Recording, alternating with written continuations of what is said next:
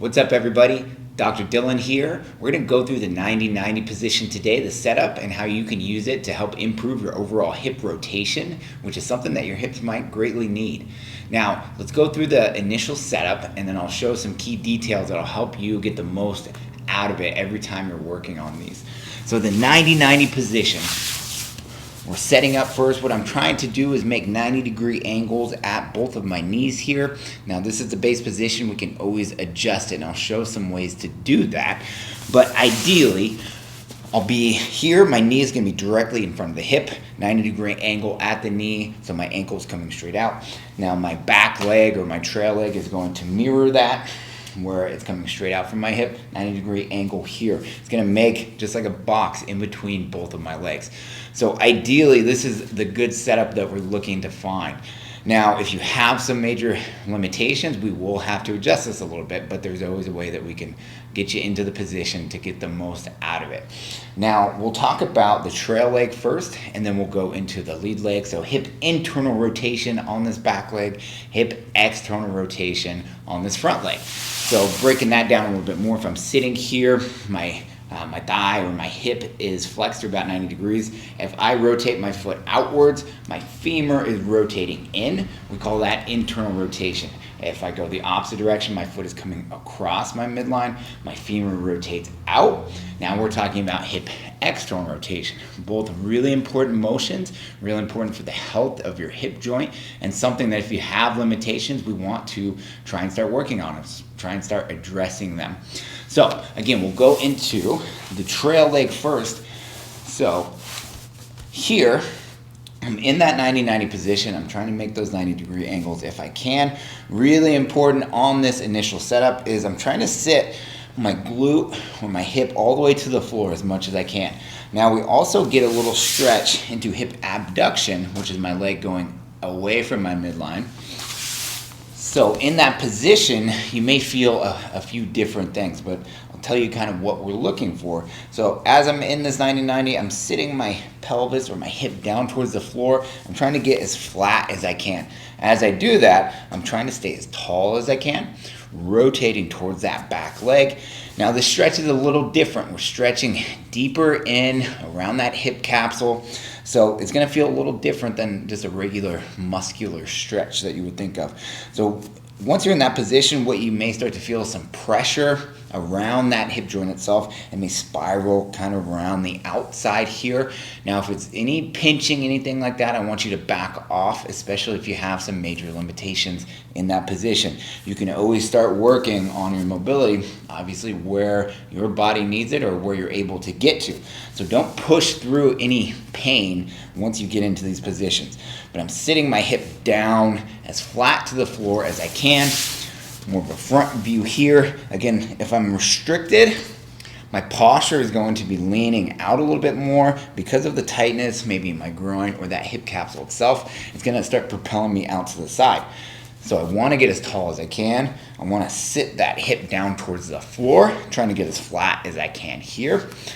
And then you're going to start to slowly rotate towards that back leg until you start building up that pressure sensation, knowing that we're starting to stretch that hip capsule. Once you find that position, we're always going to start off with a nice long, just passive stretch, where I want you to focus on your breathing, a nice inhale to a slow exhale. Usually I try and get people to go through a 1-to-2 ratio. So if you're breathing in for 3 seconds, out for 6, or better, in for 4, out for 8. Get into that position, settle in. We're trying to get the body to relax. We're trying to take out some of that nervous system tone, let the muscles relax, let that tissue start to stretch or elongate before we get into our true mobility work, our pales and rails. Now, once we get into that, here's the cues that I want you to go through. Our pales are going to be pushing the foot or the ankle down into the floor. So I'm trying to initiate external rotation, which would look like this if my foot was actually going to move. The rails are going to be the opposite. I'm going to try and keep my knee pinned to the floor, my glute or my pelvis pinned to the floor, and picking my foot up or my ankle. So I'm trying to internally rotate it or lift it up this way. Now you can see I had to lean forward to actually do that because I'm all the way at my end range here. I'm not strong enough, or I'm not able to lift it any further because I'm at my end range.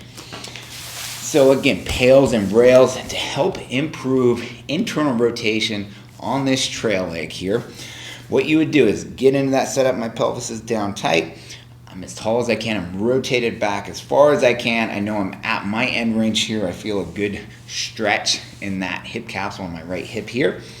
Hanging out about 2 minutes or so in that passive stretch, letting my body relax, letting that tissue stretch. I'll go into my pails.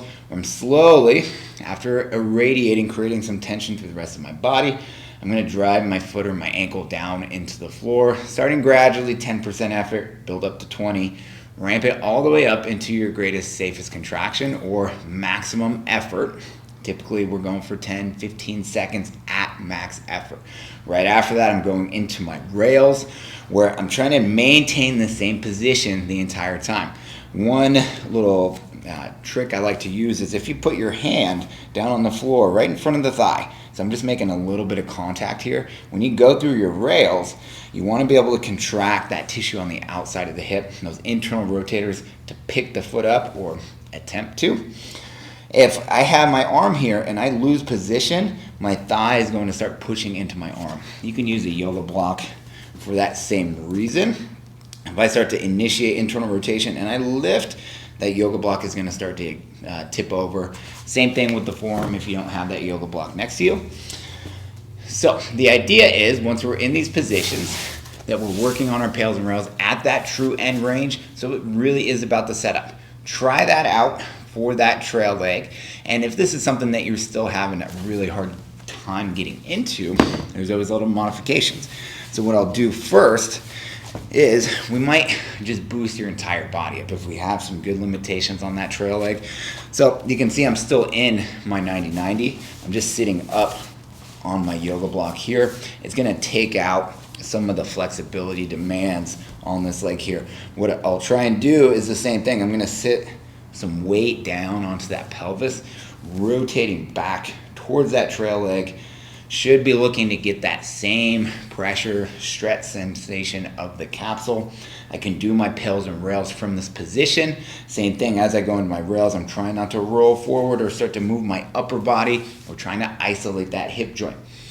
So try this regression out if you need to. And then one progression, if you've been working on this 90-90 for a while, and this would be something from another video, but we can go to like the half 90 position, where my lead leg, I'm going straight now. I'm still trying to make kind of a 90-degree angle here, but lead leg is straight. I'm sitting back onto that pelvis. I'm trying to get as flat as I can, as tall as I can, shifting my weight back towards that trail leg. Again, a lot harder. Once this hamstring is put on stretch, it's going to pull your pelvis a little tighter into this position. So again, that's why this is a progression, but we can work on the same thing from there. So let's talk about the lead leg now.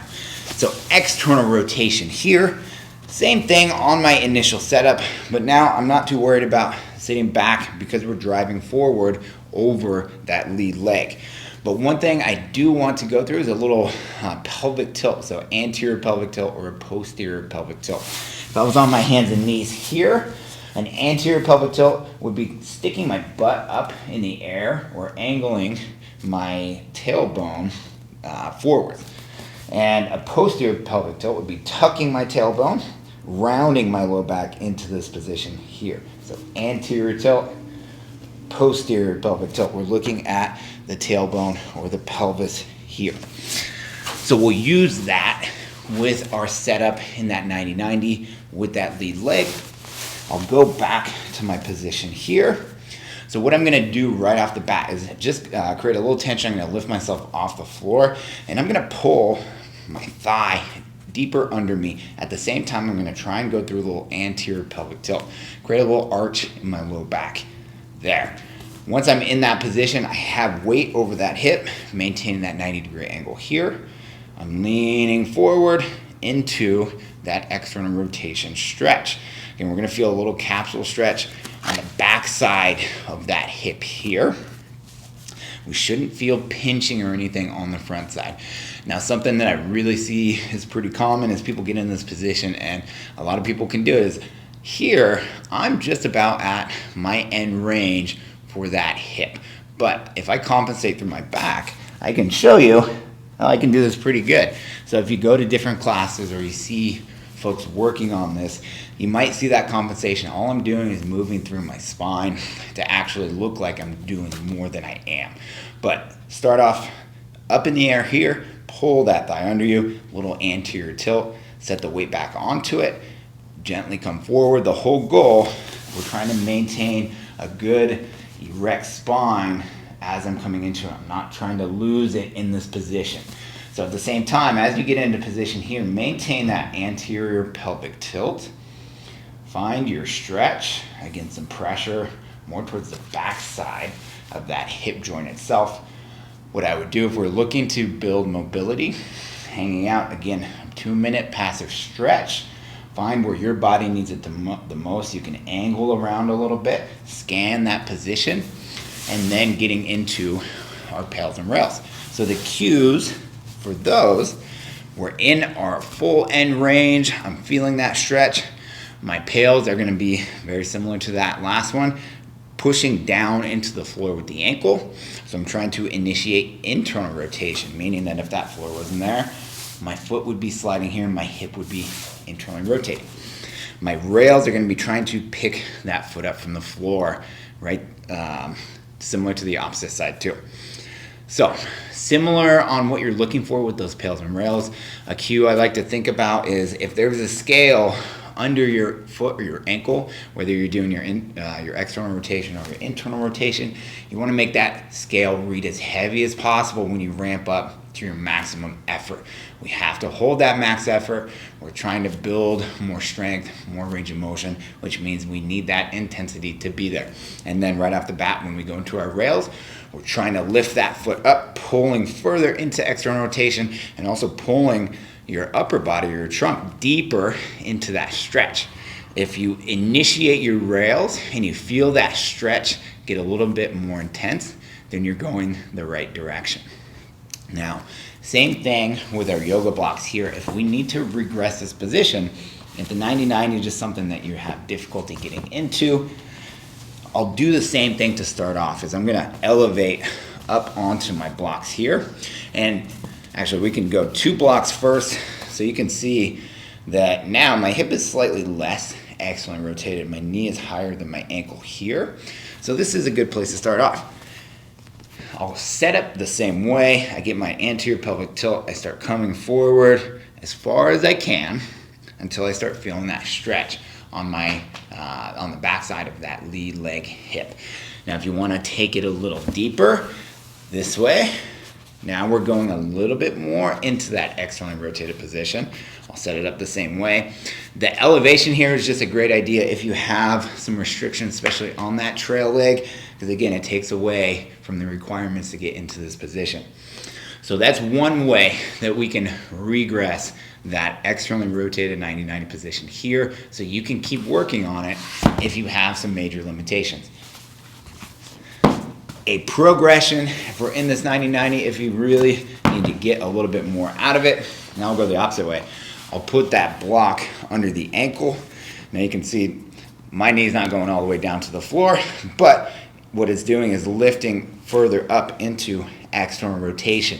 So if you want to take it a little deeper, start working on your pails and rails from your true end range. If you can get there with a good setup, we can always go here. But before trying that, I would go to that regular 90-90, see how deep you can get into it with a good erect or tall spine, and then add that progression later on. Give those a try. If you have any questions, let me know in the comments or send me an email. And if you're looking for more of a personalized assessment to see where your restrictions actually lie and what you need to work on, how to program these exercises in, let me know and we can set up a visit.